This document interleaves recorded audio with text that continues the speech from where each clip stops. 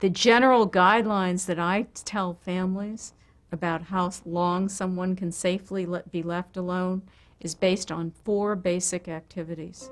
Can they answer the phone, and can they call at least one person in their family network?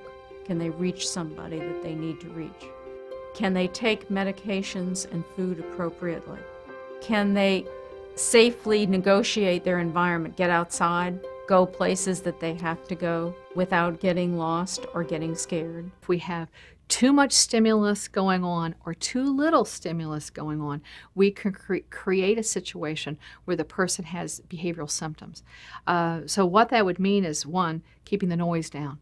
And noise isn't just hearing noise. It can be the clutter in the environment, patterns that are very pronounced, very geometric, very fast, repeated patterns can create a sense of agitation. If you've ever been around wallpaper that's too busy or too many bars, can be perceived as, if I don't understand that that's wallpaper, can be perceived as being in jail. If it's way too viney, very pronounced vines, it can look like it's moving to me. One of the things that I would encourage people to think about is to have a home assessment of physical issues that may be a problem. Maybe it's the doorway coming in, maybe it's what's on the floor, if there's scatter rugs or loose rugs, maybe it's having too many objects in the room, knickknacks kind of thing, too many books around, too much stimulation.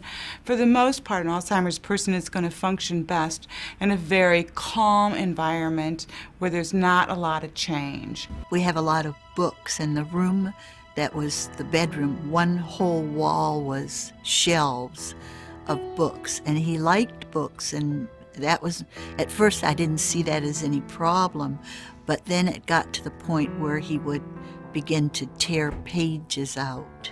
Basically, you're child-proofing to 6 to 8 feet high, making sure that the outlets are covered with outlet covers, that there's no sharps, no toxics, that anything that's sharp or toxic is locked, that there is a way that the caregiver will know if this person with dementia starts to go into an unsafe area. You don't have to buy $4,000 alarm systems for your door. And bedtime, she was pretty good about going to bed, but she would be up at night, and that was scary. We took little baby monitors, put them throughout the house, keep the doors open, put a bell on the bathroom door so that we would hear her waking up. But again, just the disturbance of sleep after a while, trying to maintain your own schedule is grueling. There is some research that if you want them not to go to an area, you might put something that looks black or dark on the floor, and that is true.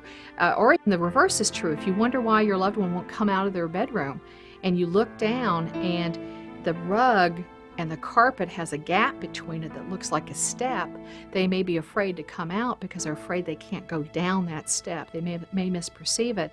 Or if they live in a residential setting that has long hallways and lots of bright lights, and they look out there and it's high gloss floors, they may think the floor is wet and they'll fall. It's hard to see people with Alzheimer's for what they were because of how the disease affects their behavior now. But keep in mind that our loved ones are, after all, real people who've done amazing things in their lives. It's important to remember that and to treat them as adults, even if their actions create a temptation to treat them otherwise. I resented so much when anybody ever said, she's like a child, or my sister even said that. I took such a strong reaction to that. Someone once said, the most important thing about Alzheimer's care is to park our reality at the door. So when you think about when you're working with a person who's in the middle to late stages, they can't bend their mind to understand our reality as it's around us. But we have the ability to bend our mind to accommodate their needs and to relate to them in a way that works for them. You'll hear people say that folks with Alzheimer's are like children. They're in no way like children.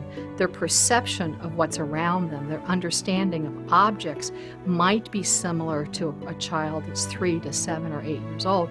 That might be happening, but they have a lifetime of experiences, and not only that, but they are adult emotional beings. They're people who need to be in control, who need to have relationships, who need to give and nurture as much as they are given to and nurtured to. I usually say something once, And if she doesn't respond, I'll make sure she's really looking me in the eye and say it again. And if she still doesn't understand, then you phrase it somewhat differently. And one of the things I found before we got to this point that was very helpful is nouns were what was difficult for her. She didn't understand what an object's name was, but she knew its function. Caregivers' ability to understand and to listen and to try to understand what that Alzheimer's patient is saying is a real significant part in keeping someone at home for a long period of time. There's some probably simple recommendations that are helpful. Using short, simple sentences. You know, don't get it too wordy. Don't give them long explanations. If you want them to make a choice or do something for you, don't give them lots of choices. I went for a little trip one time for 4 days. My daughter took care of her dad, and I came home, and he came, as I was coming in the door, he came to the door, and I greeted him, I hugged him, and I said, "Did you miss me?" And he said, "No." And I said, "Why did I ask that question?" But later in the evening, I was sitting in the den, and my daughter was sitting in front of the door, and my husband walked in. He spoke to my daughter, and he was leaning over her saying something, and then he turned around and he saw me, and he smiled, and it was one of the old smiles. He looked like himself, and he turned back to my daughter and he said, "Look who's back." And neither one of us could believe that he had said that. The other thing is that what works today may not work tomorrow. What works now may not work 2 hours from now. What works when I do it may not work when you do it. So the most important thing is to be patient, take a deep breath, and be flexible. Just kind of hang in there and find out what's working right now.